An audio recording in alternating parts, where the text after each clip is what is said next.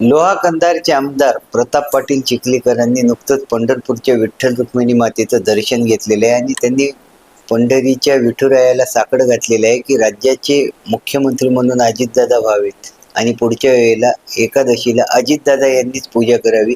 याच विषयी बोलण्यासाठी आपल्यासोबत लोहा कंधारचे आमदार प्रताप पाटील चिखलीकर साहेब, स्वागत आहे।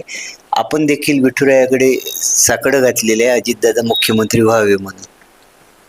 मी पांडुरंगाच्या दर्शनासाठी गेल्या 19 वर्षापासून वारीत जात असतो। त्या पद्धतीनं पांडुरंगाच्या चरणी लीन झालो आणि पांडुरंगाकडे प्रार्थना केली की या महाराष्ट्रातला शेतकरी कष्टकरी सुखी समृद्धी व्हावा। विशेषतः नांदेड जिल्हा आणि काही भागावर जे दुबार पेरणीचं संकट येणार होतं ते टळलं आणि ही पांडुरंगाच्या चरणी प्रार्थना केली। त्याबरोबर मला प्रश्न विचारण्यात आला की अमोल मिटकरी यांनी अजितदादा पुढच्या वेळेस मुख्यमंत्री म्हणून पूजेला यावे, तर याच्यावर आपलं काय मत आहे? मी निश्चितपणाने सांगेल की देवेंद्रजी फडणवीस हे भक्कम पाठिंब्यावर मुख्यमंत्री आहे।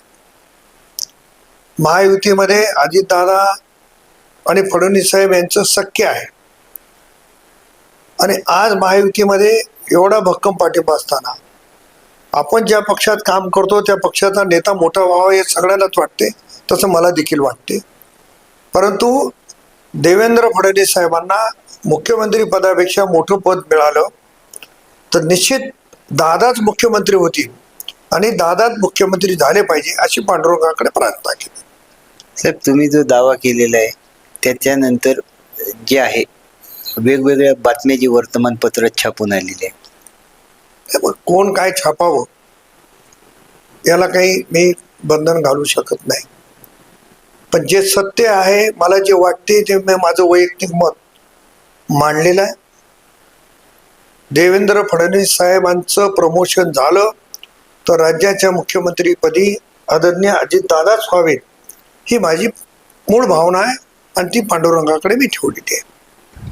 अजितदादा हे मुख्यमंत्री व्हावे ही माझी भावना आहे आणि ती मी विठुरायाकडे तसंच साकडं घातल्याचं लोहा कंधारचे आमदार प्रताप पाटील चिखलीकरांनी सांगितलेलं आहे। अभिषेक एकबोटे, एबीपी माझा, नांदेड। एबीपी माझा, उघडा डोळे बघा नीट।